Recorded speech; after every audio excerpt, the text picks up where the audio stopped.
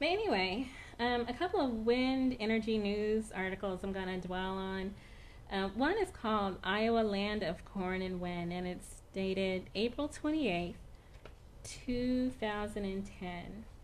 And so I'll put it on the camera since I know how to do that now. So proud of myself. So that's the article.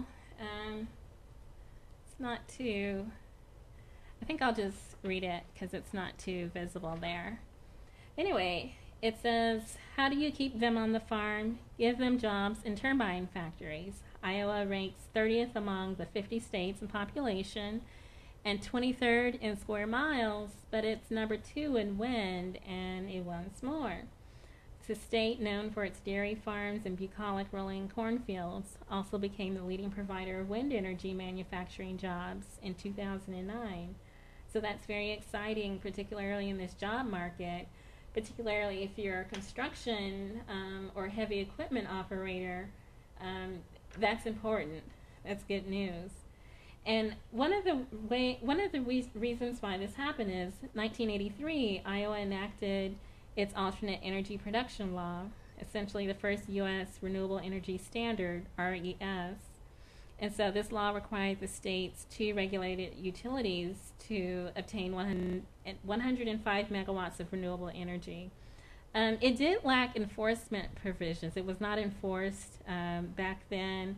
Also, the 2001 voluntary mandate for wind capacity. But they were both ahead of their time, and they kind of set the groundwork. And so that's why part of the reason we are where we are today. Let's see. The other article I'm going to put up, and I think you can see at least the title here.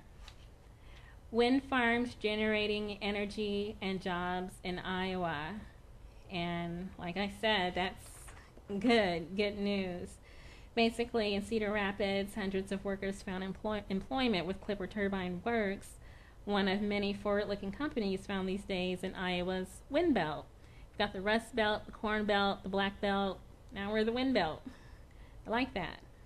Clipper has emerged from what was the faint memory of heavy manufacturing business, which up until recently had been shifting overseas.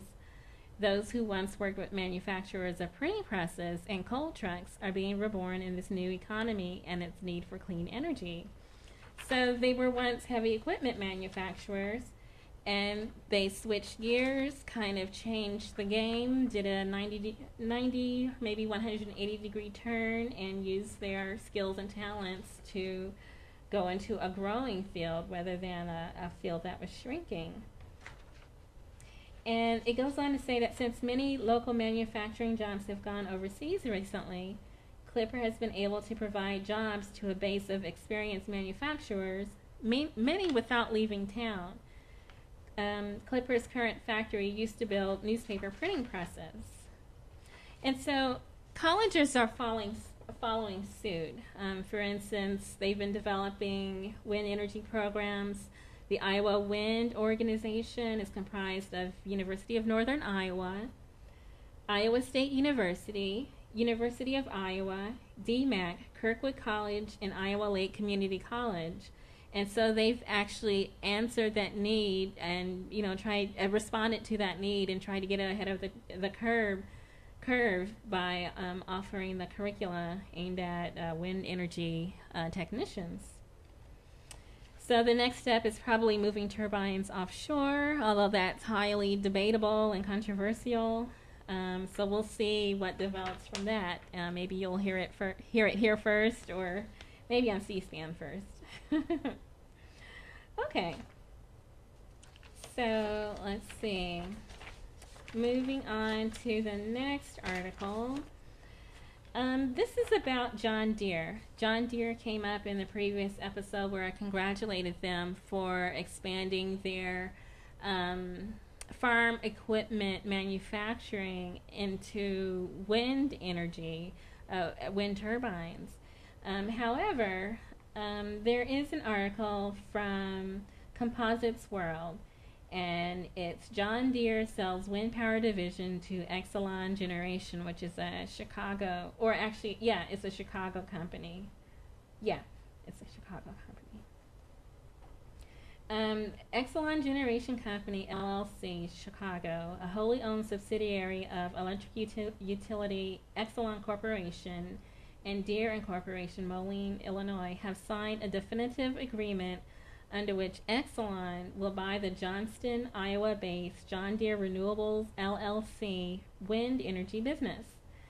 Deere and Company's chairman and CEO Samuel Allen reports that the sale reflects Deere's decision to concentrate its core equipment businesses around the world.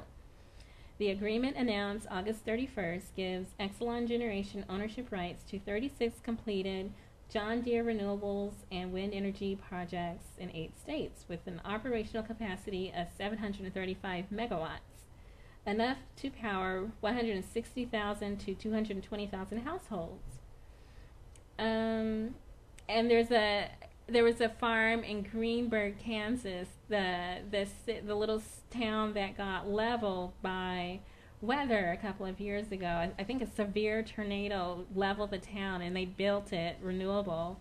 And John Deere was a part of that, but apparently now Exelon is operating the machinery there. The acquisition is part of Exelon's business and environmental strategy known as Exelon 2020, which aims to eliminate the equivalent of Exelon's 2001 carbon footprint.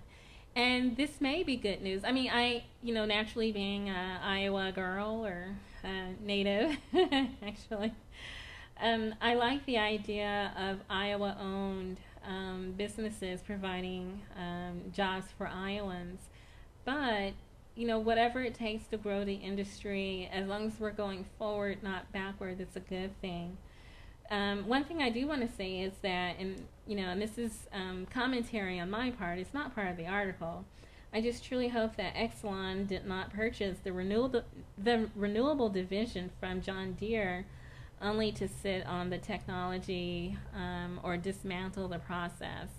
And I'm looking for positive things from that. I'm hoping that Exelon will grow the industry and not suppress the industry.